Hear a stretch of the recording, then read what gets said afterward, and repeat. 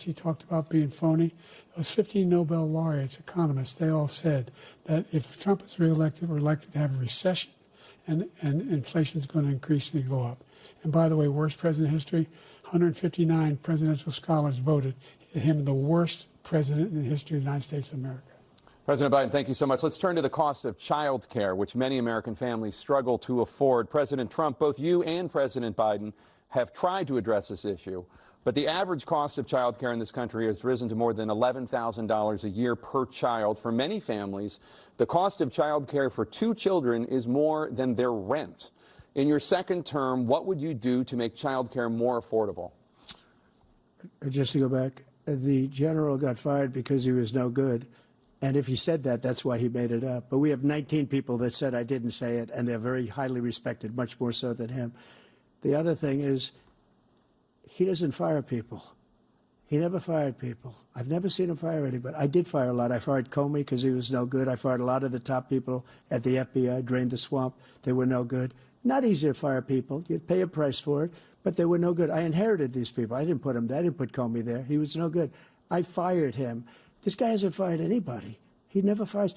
He should have fired every military man that was involved with that the Afghanistan horror show, the most embarrassing moment in the history of our country. He didn't fire. Did you fire anybody? Did you fire anybody that's on the border that's allowed us to have the worst border in the history of the world? Did anybody get fired for allowing 18 million people, many from prisons, many from mental institutions? Did you fire anybody that allowed our country to be destroyed? Joe, our country is being destroyed as you and I sit up here and waste a lot of time on this debate. This shouldn't be a debate. He is the worst president. He just said about me because I said it. But look, he's the worst president in the history of our country. He's destroyed our country. Now all of a sudden he's trying to get a little tough on the border. He came out with a nothing deal, and it reduced it a little bit, like this much. It's insignificant. He wants open borders. He wants our country to either be destroyed or he wants to pick up those people as voters. And I don't think we just can't let it happen. If he wins this election, our country doesn't have a chance, not even a chance, of coming out of this rut. We probably won't have a country left anymore. That's how bad it is. He is the worst in history by far. Thank you, President Trump. President Biden? We're the most admired country in the world. We're the United States of America. There's nothing beyond our capacity.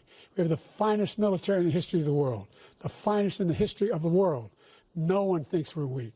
No one wants to screw around with us. Nobody, number one. Number two, the idea that we're talking about worst presidents. I wasn't joking.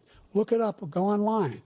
159 or 58, don't hold me the exact number, presidential historians, they've had meetings and they voted who's the worst president in American history. One through best to worst.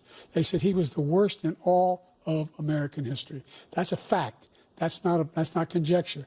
He can argue they're wrong, but that's what they voted. The idea that he is doing anything to deal with child care, he did virtually nothing to child care. We should significantly increase the child care tax credit. We should significantly increase the availability of women and men or single parents to be able to go back to work. And we should encourage businesses to have. Thank you, President Biden. Facilities. President Trump, the question was about what would you do to make child care more affordable, if you want to take your minute. Just so you understand, we have polling, we have other things that they rate him the worst because what he's done is so bad.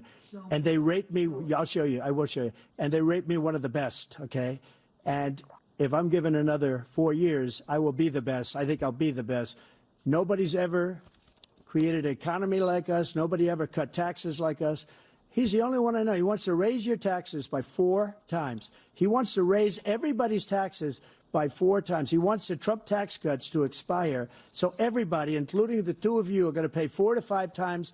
Nobody ever heard of this before. All my life, I'd grow up and I'd see politicians talking about cutting taxes.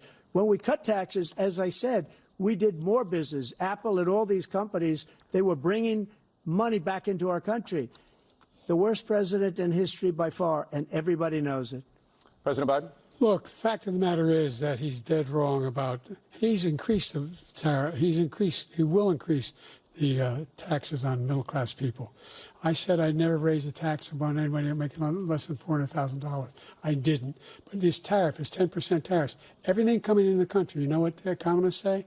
That's going to cost the average American $2,500 a year more, because they're going to have to pay the difference in food and all the things that were imported. Number two, he's in a situation where he talks about how he has not raised, he's somehow helped the middle class. The middle class have been devastated by you. Now you want a new tax cut of $5 trillion over the next 10 years, which is going to fundamentally bankrupt the country. You had the largest deficit of any president in American history, number one. Number two, you have not, in fact, made any contact, any progress with China. We are the lowest trade deficit with China since 2010. Thank you, President Biden. You lost Thank you, President Biden. Let's discuss an epidemic impacting millions of Americans that both of you have made a top priority in your first term, the opioid crisis. And for